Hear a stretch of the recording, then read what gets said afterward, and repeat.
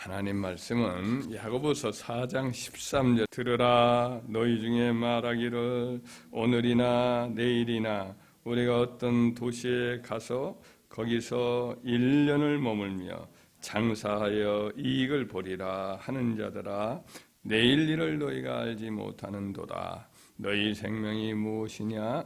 너희는 잠깐 보이다가 없어지는 안개니라. 너희가 도리어 말하기를 주의 뜻이면 우리가 살기도 하고 이것이나 저것을 하리라 할 것이 오늘 이제도 너희가 허탄한 자랑을 하니 그러한 자랑은 다 악한 것이라. 그러므로 사람이 선을 행할 줄 알고도 행하지 아니하면 죄니라. 아멘.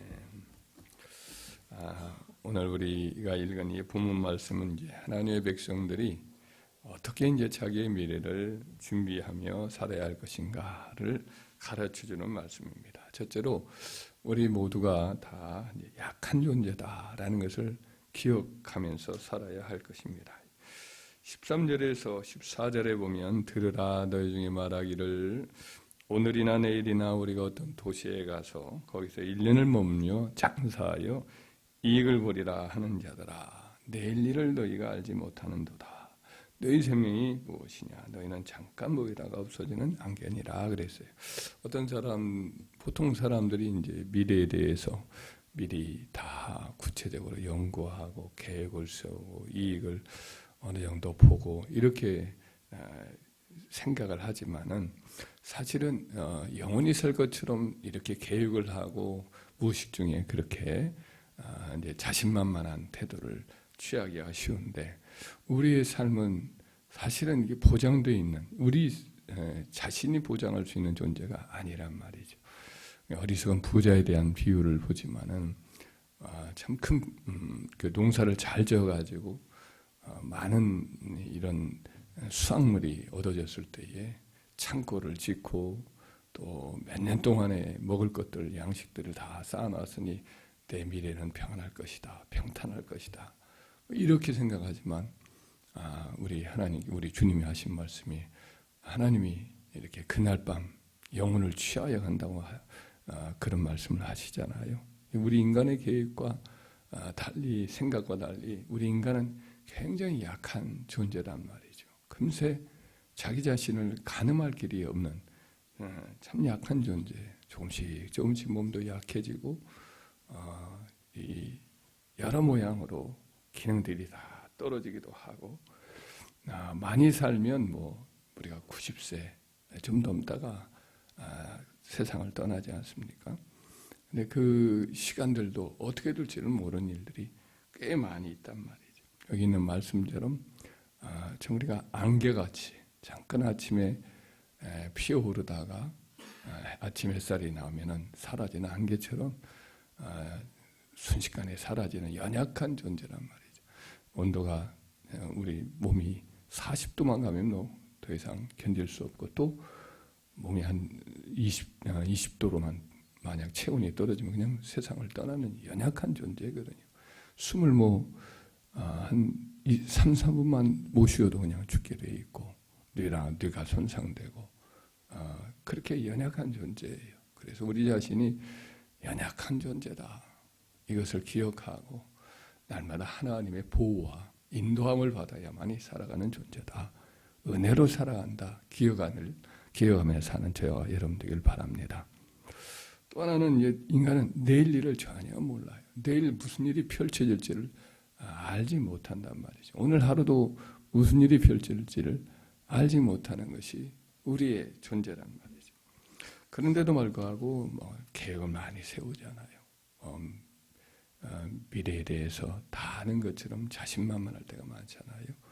예를 들면 우리 팬데믹 같은 경우 코로나가 터졌을 때에 이것이 언제 어떻게 끝날지는 전혀 알지 못하는 그와 같은 불확실성을 그때 아주 절감을 했잖아요. 우리 미래에 대해서도 전혀 예측을 못해요. 어떻게 어떤 파장으로 어떤 일이 벌어질지 우리가는 알지 못하는 참 연약한 존재입니다. 그래서 예를 들면 지금 이제 팬데믹이 끝나니까 전쟁도 하고 우크라이나도 전쟁하고 중동도 전쟁을 하고 그렇게 다시 좀 일상으로 돌아오니까 여기저기 그와 같이 또 하는 것을 보게 됩니다. 미래를 우리가 알 수가 없어요. 무슨 일이 일어날지, 지진이 일본에 그것도 1월 1일 날 이렇게 터질지 일본 사람들이 누가 알았겠어요. 아이슬란드에 막 보면은 지진이 막 엄청난 그 화산이 폭발해가지고 한 마을을 이렇게 덮치는 모습을 이렇게 보게 되는데, 그런 일들이 언제 어떻게 우리 앞에 펼쳐질지 아무도 모릅니다. 그래서 우리는 무슨 일이 일어날지 모르니까 아무것도 알지 못하는 자신을 보면서 미래는 주님께 다 맡기며 살아가는 자가 되어야 할 줄 믿습니다. 오늘 본문 말씀에 15절에 너희가 도리어 말하기를 주의 뜻이며 우리가 살기도 하고 이것이나 저것을 하리라 할 것이오늘 이렇게 말씀을 합니다. 미래는 하나님의 손에 달려 있어요. 근데 우리가 가늠할 수도 없고 주관할 수도 없는 하나님의 손에 달려 있다 생각하고 하나님에게 우리 삶을 맡기는 자가 되어야 할 줄 믿습니다. 원래 예레미야라는 사람이 제사장이에요. 하나둘씩 제사장들이 사는 제사장 성읍인데 참 자기 삶을 이래 일상적으로 제사장의 일을 하면서 살겠다 이렇게 했는데 어느 하나님이 그에게 찾아와 주시고 말씀하시고 제사장의 직임이 아닌 선지자의 이제 사명으로 살도록 그를 이끌어 가셨어요. 그 일로 들어선 다음부터는 삶이 보장된 삶이 없고 늘 쫓기는 삶을 살고 하나님 말씀을 전하고 또 도망치는 그런 게릴라 같은 삶을 살았죠.